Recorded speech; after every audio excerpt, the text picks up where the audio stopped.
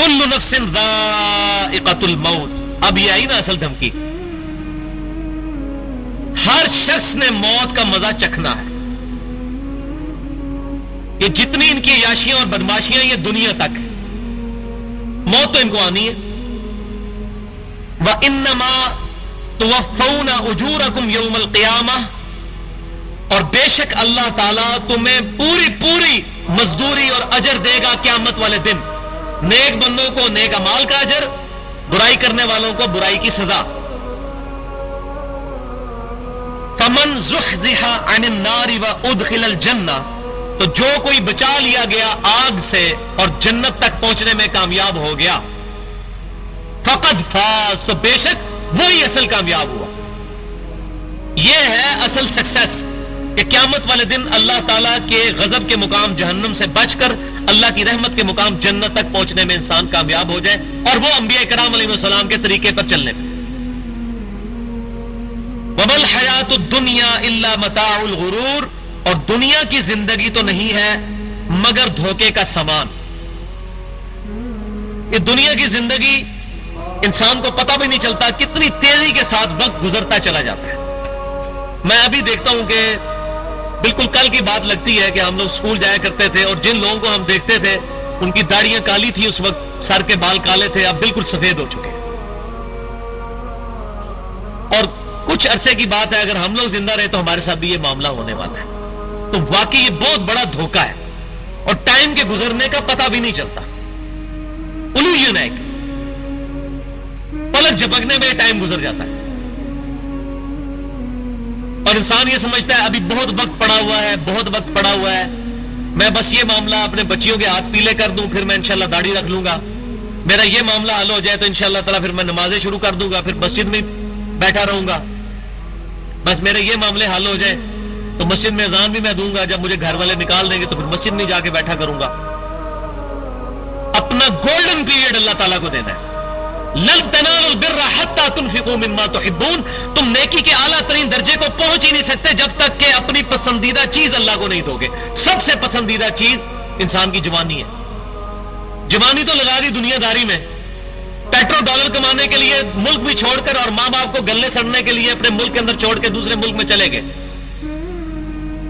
اور جنازہ بھی نصیب نہیں ہوا دنیا کی دولت کی خاطر.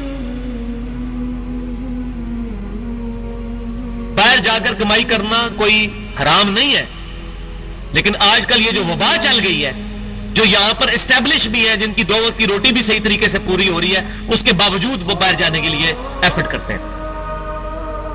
باہر جانے سے رزق تو بہت اچھا ملے گا, لیکن ایک پرابلم ہے جو سب نے یونانیمسلی ایگریڈ کیا ہے, اور وہ یہ ہے کہ اولاد خراب ہو جائے گی, ضرور ہوگی.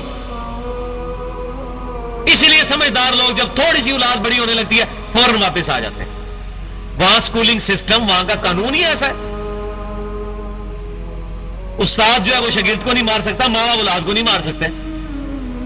اور پھر آتے ہیں لوگ, پوری زندگی انہوں نے داڑیاں رکھی ہوتی ہیں, نمازیں پڑھی ہوتی ہیں, اور بچی کو ایک سکھ کے ساتھ بھاگ گئی, کوئی عیسائی کے ساتھ. میرے پاس تو لوگ آتے ہیں ایسے, بتاتے ہیں خود واقعات, اب وہ آخری وقت میں خالی بیٹھ جاتے ہیں. تو یہ دنیا کی زندگی دھوکہ ہے. وَلِيَعُوذُ بِاللَّهِ تَعَالَى. اب آ رہی امپورٹنٹ ترین بات اس کانٹیکسٹ میں جو انسان کو تکلیف پہنچتی ہے, جس کے چھٹکارے کے لیے انسان دنیا کے دھوکے میں مبتلا ہو جاتا ہے. لَتُبْلَوُنَّ فِي أَمْوَالِكُمْ وَأَنفُسِكُمْ. تمہیں ضرور آزمایا جائے گا تمہاری جانوں اور مال کے ذریعے.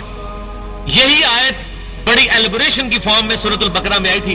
وَلَنَبْلُوَنَّكُمْ بِشَيْءٍ مِّنَ الْخَوْفِ وَالْجُوعِ وَنَقْصٍ مِّنَ الْأَمْوَالِ وَالْأَنفُسِ وَالثَّمَرَاتِ. پھر ضرور ہم تمہیں ضرور آزمائیں گے, خوف کے ذریعے, بھوک کے ذریعے, جان اور مال میں نقصان کے ذریعے.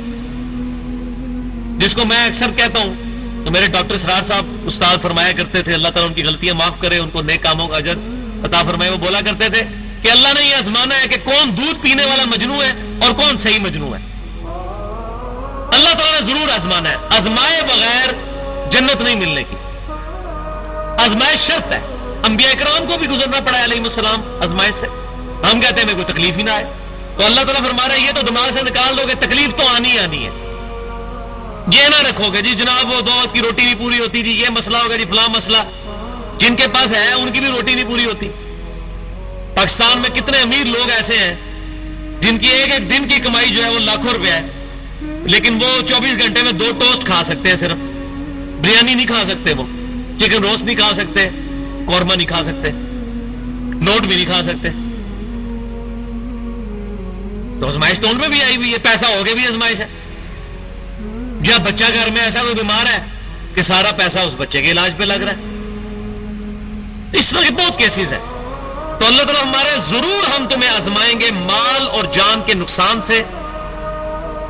وَلَا تَسْمَعُنَّ مِنَ الَّذِينَ أُوتُوا الْكِتَابَ، اور تم یقیناً سنو گے اہل کتاب سے، من قبلکم، وہ اہل کتاب جن کو تم سے پہلے کتاب دی گئی، یعنی یہودیوں اور عیسائیوں سے تم اکثر اوقات اس طرح کی خبریں سنو گے، دھمکیاں میز اور افواہیں. وَمِنَ الَّذِينَ أَشْرَكُوا، اور ان لوگوں سے بھی جو مشرک ہیں، یعنی مشرکین مکہ، ان کی بھی اکثر باتیں تمہیں سننے کو ملتی رہیں گی. اذًا کثیرا، ایسی باتیں کثرت کے ساتھ جو تمہیں تکلیف پہنچانے والی ہوں گی. لیکن اللہ تعالیٰ فرما رہا ہے ٹینشن نہیں لینی. وَإِن تَصْبِرُوا، اگر تم صبر کرو گے، وَتَتَّقُوا، اور تقوی اختیار کرو گے، فَإِنَّ ذَلِكَ مِنْ عَزْمِ الْأُمُورِ، تو بے شک یہ تو بڑی ہمت کے کام ہے.